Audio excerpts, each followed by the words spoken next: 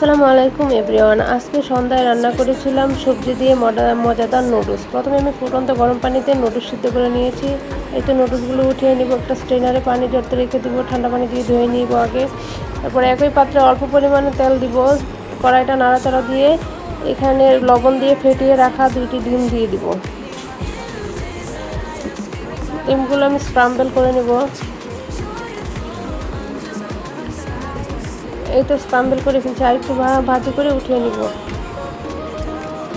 নিয়েছি।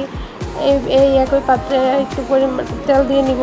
তেলের পরিমাণটা এই সময় আমি একটু পরিমাণ বেশি নিব। আমার কড়াইটা গর্ত হয়, তেলের পরিমাণটা বোঝা যাচ্ছে না, কিন্তু এই পর্যায়ে তেলটা একটু বেশি দিলে নুডলসটা খেতে অনেক টেস্টি হয়। এখানে কেটে রাখা পেঁয়াজ কাঁচামরিচ দিয়ে দিলাম। এইগুলো ভাজা হয়ে গেলে এখানে অল্প পরিমাণে হলুদ এবং অল্প পরিমাণে মরিচের গুঁড়া দিয়ে দিয়েছি, একটু নাড়াচাড়া করে দিব। তারপর দিয়ে দিব নুডলসের ভিতরে যে মশলা প্যাকেটগুলো থাকে ওই প্যাকেটগুলো, আর একটু নাড়াচাড়া দিয়ে মশলাগুলো কষিয়ে নিব। এখন দিয়ে দেব পানি ঝরতে রেখে দিয়েছিলাম নুডলসগুলো, ওইগুলো দিয়ে দেব। সাথে দিয়ে দেবো আগে থেকে সিদ্ধ করে রাখা গাজর এবং সিম, সবগুলো একসাথে মিশিয়ে নিব।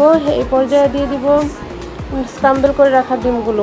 আমার নুডলসে কিন্তু এক ফোঁটা পানি ছিল না, নুডলসে পানি থাকলে নুডলসগুলো আটা আটা হয়ে যাবে। দিয়ে দিলাম স্বাদ মতো লবণ। এই তো নাড়াচাড়া করে উঠিয়ে নিব। এই যে এটা ছিল আমার নুডলসের ফাইনাল লুক। আমার নুডলসে একটু পানি ছিল না বলে নুডলসগুলো একটার সাথে আরেকটা লেগে যায়নি, ঝরঝরা হয়েছে। আমার বাচ্চারা এমনিতে নুডলস খেতে অনেক বেশি পছন্দ করে, আজকে নুডলসটা অনেক বেশি টেস্টি হয়েছিল। মাশাআল্লাহ, সবাই অনেক তৃপ্তি করে খেয়েছে। নুডলসে পানি থাকলে নুডলসটা এত বেশি সুন্দর হয় না, একটার সাথে একটা লেগে থাকে। আমার নুডলসে একটু পানি ছিল না, তাই সুন্দর।